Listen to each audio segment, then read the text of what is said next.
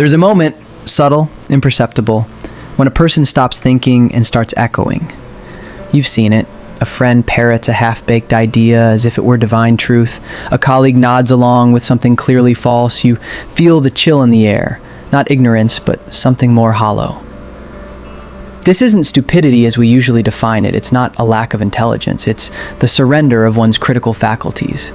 A silence of the soul that looks like compliance but smells like decay. Dietrich Bonhoeffer, theologian, resistance fighter, martyr, called it the dangerous stupidity. He said the truly frightening thing wasn't malice. It was the obedient smile of the thoughtless citizen, the passive bureaucrat, the friendly neighbor who watches the world collapse and says nothing. Modern psychology agrees. Solomon Ash's famous 1951 experiment showed how easily people abandon reality when others disagree, even when the truth is obvious. Participants pointed at the wrong line on a card just because everyone else did, not out of fear, but out of a deeper impulse, the need to belong. Stupidity, in this light, isn't a defect. It's a reflex, a social survival mechanism. And today, it's being mass-produced. Algorithms exploit this reflex. Social media doesn't just feed you lies, it surrounds you with a crowd that believes them. And that's enough. Because once stupidity goes viral, it stops looking like stupidity at all. We think we're immune, that we'd be the ones to speak up, to see clearly, to resist. But so did everyone in history, until they didn't. This is the force that topples civilizations, not with bombs, but with silence. Civilizations don't collapse when the truth disappears. They collapse when the truth becomes unspeakable. In the 1970s, German political scientist Elisabeth Noelle Neumann coined a term, the spiral of silence. It describes what happens when people, sensing that their views are unpopular, simply stop expressing them. Not because they've changed their minds, but because they fear isolation. And once enough voices fall silent, the illusion of consensus takes over. Lies gain mass, truth loses gravity. A single cowardly silence can feel insignificant, but multiplied across millions, it becomes the architecture of collapse. We saw it in the Roman Senate as corruption bloomed beneath stoic faces. We saw it in Nazi Germany, where Bonhoeffer watched churchmen and intellectuals whisper prayers while trains roared past full of the condemned. Not all agreed with the regime, but most said nothing. And silence, repeated often enough, becomes indistinguishable from complicity. Modern studies call this phenomenon functional stupidity. It's when educated people, fully capable of thinking, choose not to. To question would be inconvenient. To dissent would be risky. So they play dumb, smile, and go along. Corporations thrive on it. Bureaucracies require it. And entire governments are built upon it. But here's the twist. Those trapped inside this spiral rarely feel stupid. On the contrary, they feel safe, successful, even righteous. That's the real danger. The dissent is silent, and the delusion total. The poet Rumi once said, "The intelligent want self-control, children want candy." But what if our entire civilization has been rewired to crave candy over truth? What if the system doesn't want you to think, only to react? Because in a society of trained reactors, stupidity isn't just allowed, it's rewarded. And those who think are exiled. In the 1950s, a psychologist named Solomon Asch conducted an experiment that should have terrified humanity.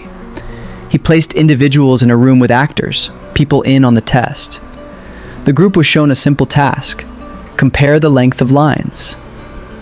The correct answer was obvious, yet when every actor in the room confidently chose the wrong one, 75% of real participants conformed at least once, not because they believed the lie, but because they feared being the only voice of dissent. A few years later, Leon Festinger expanded on this with his theory of cognitive dissonance, the deep psychological pain we feel when our beliefs contradict the crowd. Rather than confront this pain, most people resolve it by changing their beliefs to match the group, not from logic, from discomfort. These aren't fringe theories. They're pillars of modern psychology, and together they reveal a chilling truth. Most people don't think, they align. And in an age of algorithmic curation, where the crowd's voice is dictated by invisible systems, alignment becomes indistinguishable from obedience. This isn't a failure of intelligence, it's a collapse of moral courage, the willingness to stand alone in the face of collective pressure. Bonhoeffer called it civil courage. Today, it's called being difficult, disruptive, or ironically stupid. But functional stupidity isn't marked by low IQ. It's the refusal to think when thinking matters most. The person who repeats what's popular without reflection. The executive who follows orders without question. The citizen who watches lies unfold in silence. All are rewarded, promoted, praised. And the thinkers? They're warned, punished, forgotten. This isn't just psychological, it's civilizational. Because once independent thought becomes a liability, decline is no longer theoretical. It becomes inevitable. In 2012, business scholars Mats Alvesson and Andre Spicer coined a disturbing term, functional stupidity. It describes a mindset where smart, capable people intentionally avoid critical thinking. Not because they can't, but because questioning the system feels inconvenient. In corporate settings, this means ignoring contradictions, avoiding ethical dilemmas, and not asking obvious questions like, does this make sense? It's rewarded with promotions, praise, and peace of mind. But outside the office, it becomes a template for society. We tell ourselves lies so often they fossilize into norms. That more information equals more wisdom. That data replaces judgment. That compliance is intelligence. And when a culture rewards conformity over clarity, stupidity becomes strategic. You see it in bureaucracy, where procedures matter more than outcomes. You see it in politics, where slogans replace ideas. You see it in education, where memorization is mistaken for understanding. Functional stupidity is not a glitch. It's a design, one that protects hierarchies, silences dissent, and preserves comfort over truth. It's the psychology of don't rock the boat elevated into an operating system. Bonhoeffer understood this.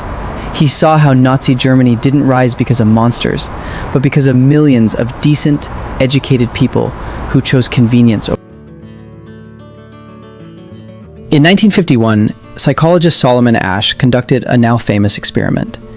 He placed participants in a room with actors who deliberately gave wrong answers to simple visual questions, like which line was longest. Over and over, ordinary people conformed, doubting their own eyes just to match the group. Why?